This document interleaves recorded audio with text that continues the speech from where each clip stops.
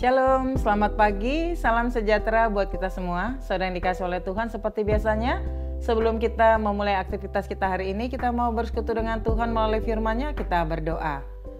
Bapa di sorga, terpuji Engkau Allah kami yang telah memberikan bagi kami hari ini kesempatan untuk menikmati setiap anugerah yang Tuhan sudah persiapkan bagi kami yang percaya dan setia sampai akhir.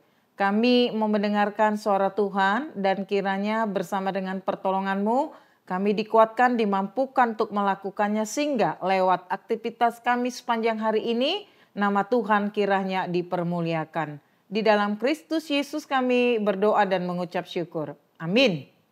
Saudara yang dikasih oleh Tuhan, firman Tuhan yang menjadi renungan buat kita pada hari ini Jumat 8 Agustus 2025 diambil dari Lukas pasal yang ke-6 ayat yang ke-12. Demikian firman Tuhan.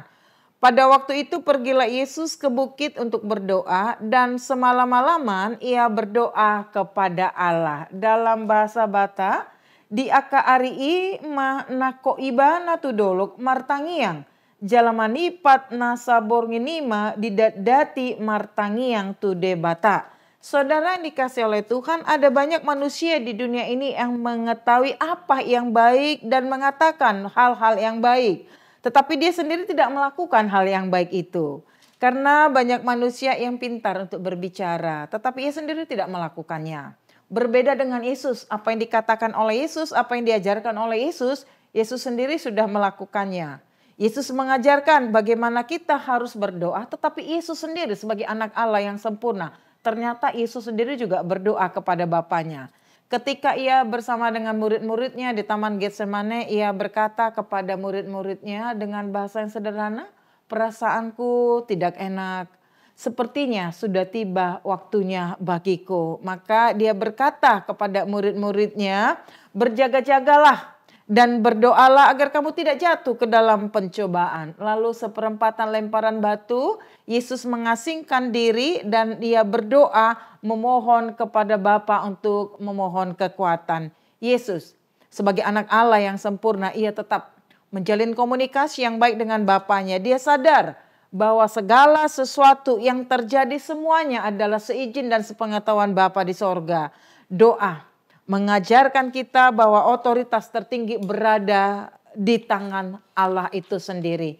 Saudara yang dikasih oleh Tuhan, belajar dari kehidupan Yesus di mana setiap hari dia bekerja, ia melakukan pelayanannya terhadap ada banyak orang. Dari segi kemanusiaan secara fisik, Yesus lelah. Tetapi di dalam segala kelelahannya dia tidak pernah berhenti untuk berbicara secara pribadi dengan Bapanya.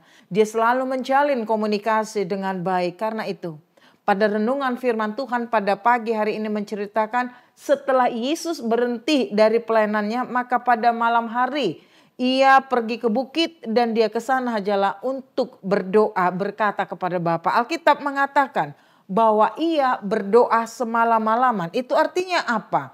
Dari segi waktu maka ada banyak didoakan Yesus kepada Bapa, termasuk untuk menentukan memilih siapa-siapa saja yang akan menjadi muridnya pada saat itu. Saudara dikasih oleh Tuhan, doa harus menjadi gaya hidup orang percaya. Dalam doa ada mujizat. Di tengah situasi dunia saat ini kita sering menghadapi kesulitan yang sulit untuk diatasi. Kalau kita tidak kuat dapat membuat iman kita berguguran karena banyak hal yang tidak pasti di dunia ini. Dalam kondisi yang demikian kita diingatkan untuk tidak pernah berhenti berdoa. Dalam 1 Petrus pasal yang keempat ayat yang ketujuh mengatakan, "Kesudahan segala sesuatu sudah dekat. Karena itu kuasailah dirimu dan jadilah tenang supaya kamu dapat berdoa."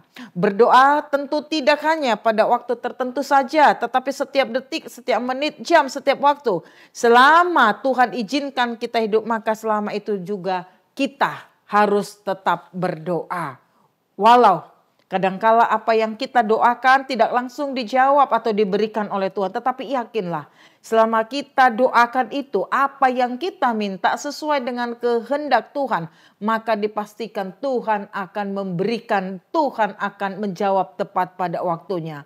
Tuhan lebih mengetahui setiap kebutuhan kita. Tuhan tahu kapan dia harus memberikan Apa yang kita minta terkait pekerjaan, keuangan, masalah teman hidup, keturunan, kesehatan, posisi atau jabatan. Sabar, Tuhan sedang bekerja untuk menggenapi apa yang Tuhan rancang. Tuhan tidak pernah salah. Tuhan tidak pernah terlambat untuk bertindak. Ada orang yang tidak mau lagi berdoa karena dia merasa bahwa doa-doanya selama ini tidak dijawab oleh Tuhan. Tetapi saya mau mengatakan, apapun situasi hidupmu pada saat ini, walau apa yang kamu minta belum juga engkau terima pada saat ini, firman Tuhan mengingatkan kita dalam 1 Tesalonika pasal yang kelima ayat yang ke-17, tetaplah berdoa. Selamat beraktivitas, tetap semangat di dalam Tuhan. Tuhan Yesus memberkati, amin. Kita berdoa. Bapa di sorga, terima kasih untuk kebenaran firman-Mu yang boleh kami dengar renungkan pada pagi hari ini. Menguatkan kami untuk belajar dari kehidupan-Mu di mana Engkau menghidupi doa bersama dengan Bapa. Komunikasi yang begitu indah demikian kami sebagai anak-anak Tuhan.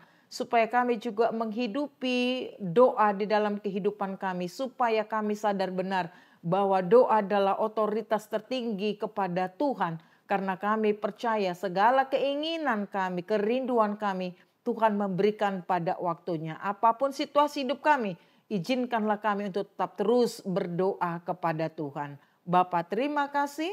Dalam Kristus Yesus kami berdoa dan mengucap syukur. Anugerah Tuhan kita, Yesus Kristus, kasih setia dari Allah Bapa, serta persekutuan daripada Roh Kudus kiranya menyertai saudara sekalian. Amin.